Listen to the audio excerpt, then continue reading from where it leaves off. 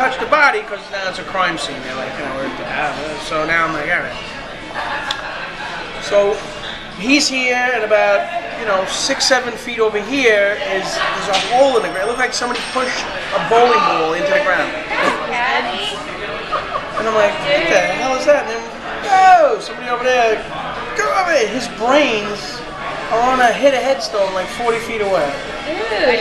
So now I'm thinking, oh, right, this guy jumped.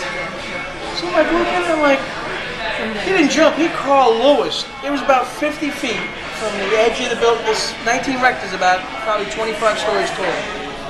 And it's got, the old building, it has a huge cornice overhang, that comes out like this.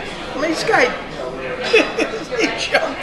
He was cleared Rector Street, and then the fence, and then he's halfway into the cemetery. I'm like, man, this guy missed his calling.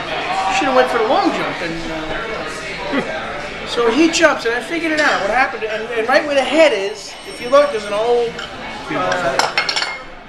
big ass headstone monument, ornate. Yeah, poor guy. And that's really good, bro. And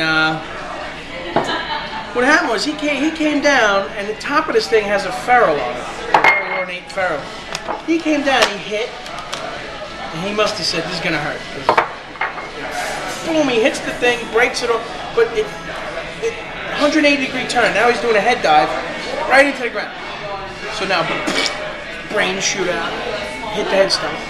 But he hit so hard, boom, bang! He just, he's coming this way, so he hits, boom. And his body does a whole flip.